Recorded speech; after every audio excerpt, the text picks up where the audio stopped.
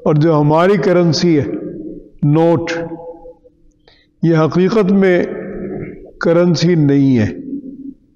اور یہ عالم میں کرنسی نہیں تھی۔ یہ 18ویں صدی میں یا 19ویں صدی میں یہودیوں نے یہ کرنسی کا طرز ایجاد کیا کہ اصل رقم بیت المال میں، یعنی سونا بیت المال میں ہے، اور اس کی مالیت کے برابر وہ نوٹ جاری کرتے تھے۔ بعد میں انہوں نے کہا کہ کوئی بات نہیں ہے، اس کی مالیت جتنی ہمارے پاس سونے کی شکل میں ہے اس سے ڈبل جاری کرو، اور اب ایسا ہو گیا کہ 1/4 ہوتا ہے۔ مثلا 1 کروڑ کا اگر سونا ہے تو یہ 4 کروڑ کے نوٹ جاری کر دیتے ہیں۔ لیکن اس نظام سے بہت خرابی آئی اسلام میں، اور اس کے بعد کے ادوار میں 18ویں صدی عیسوی تک پورے عالم میں کرنسی خود اپنی مالیت تھی، کیونکہ یہ سونا ہوتا تھا یا چاندی یا تانبا، تو یہ خود اپنی مالیت ہوتے تھے۔ اس میں یہ نہیں تھا کہ گھر کے اسٹیٹ بینک اعلان کرے کہ اب یہ روپیہ 90 پیسے کرے گی۔ اب اگر آپ غور کریں، گورنمنٹ نے یہ جو ریٹ گرایا، بھٹو صاحب جب آئے ہیں تو 4.5 یا 5 روپے کا ڈالر تھا،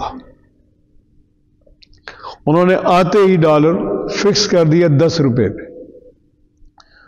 اور یہ ان کا اعزاز ہے کہ ان کے 7 سال کے دور میں 77 تک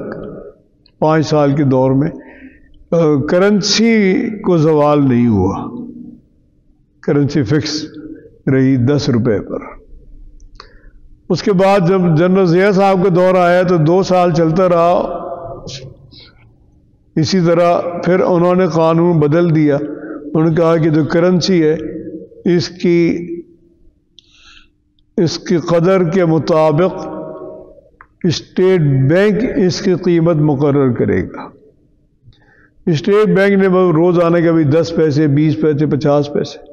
وہ اس کو گرانے کا سلسلہ جو شروع ہوا وہ آج تک جاری ہے، اور وہ 10 روپے کا جو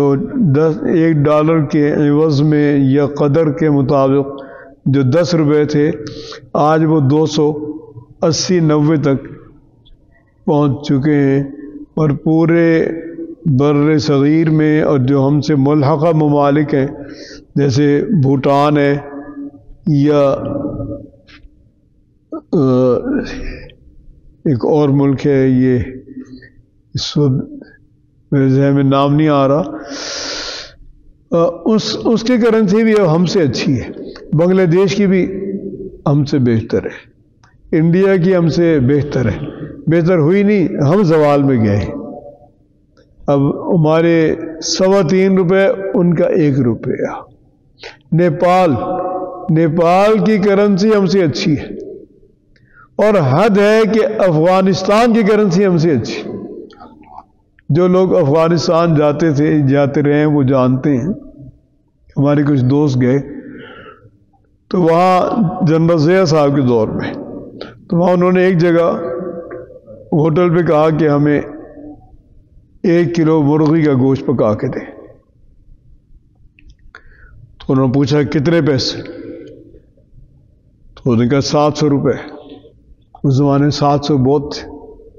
تو جو پاکستانی تھا ایک،